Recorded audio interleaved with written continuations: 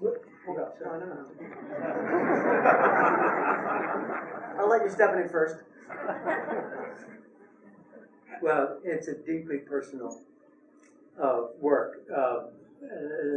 I adore this guy.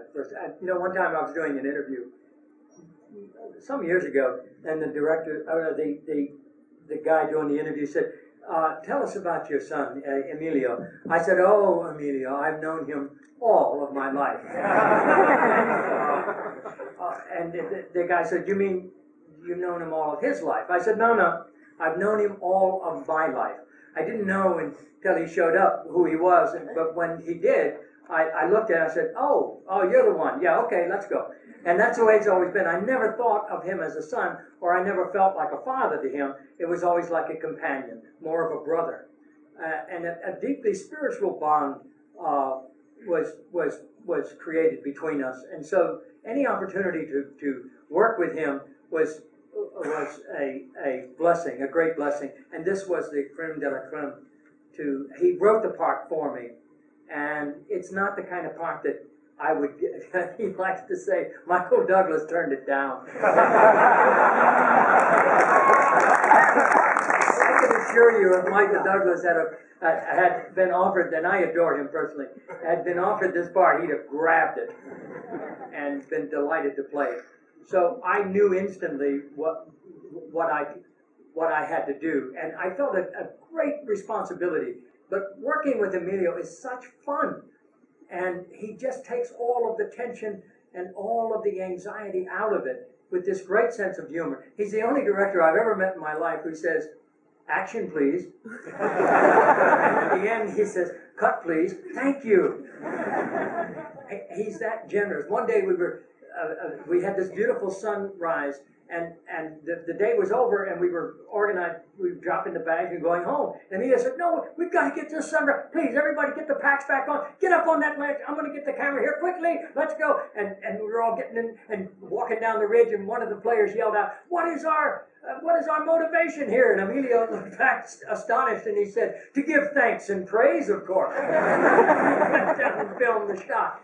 But that's the kind of energy that's on this. Mind you, there was, when you're filming on location and you're very low budget and you're just counting on everyone's total and complete cooperation, there's bound to be a lot of problems and annoyances and inconveniences and tragedies galore. But he always turned them around.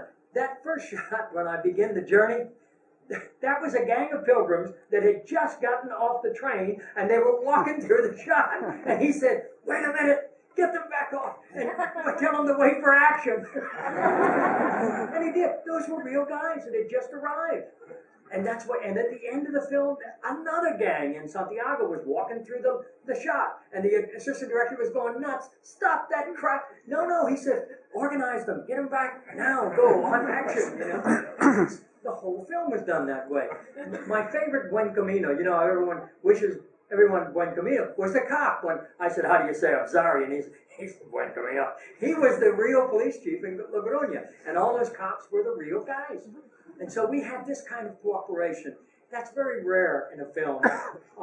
But when you work with this guy, you just get behind him, stay in his shadow, and I promise you, you're in for an adventure you're never going to regret, and you're going to be enormously proud. So that's the way I feel about this guy.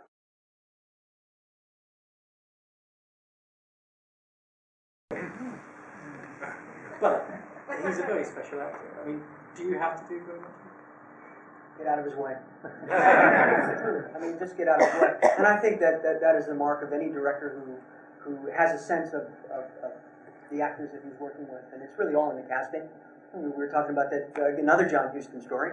Someone confronted him and said, "Well, Mr. Huston, the success of your movies is 95% of that is in the casting." And he says, "You're wrong, Sonny, 99."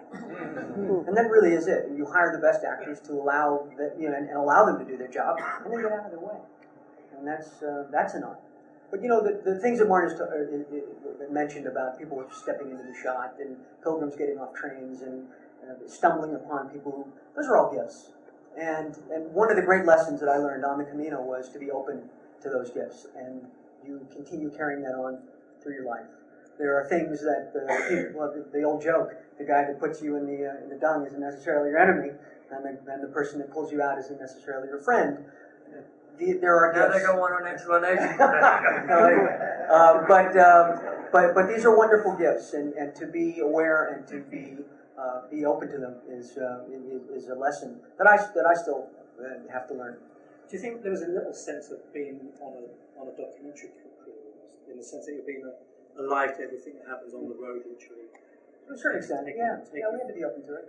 Yeah, but we always had the dramatic narrative to lean on and go back to, and we knew what his journey was, and certainly the other three. Can you say something about the difference between making this one and Bobby? I don't know how many people have seen Bobby. It's a marvelous film about the assassination of Bobby Kennedy. Right. Very, very different animal. About 180 degrees from this picture. Yeah. Because when you think about the structure of Bobby, 22 characters, almost entirely indoors. This has 4 outdoor. We shot available light. We lit the entire film with 4 keynotes, bonfires, candles, and then sunlight. Whereas Bobby was engineered differently. This we had to really surrender ourselves to the elements, and that's another. Again, what the Camino teaches us, I think, and at the end of the film is it's really letting go. And it's the toughest thing in the world for any human being to do. Just let go, that's really the lesson that came out of all this. Allow things to happen organically.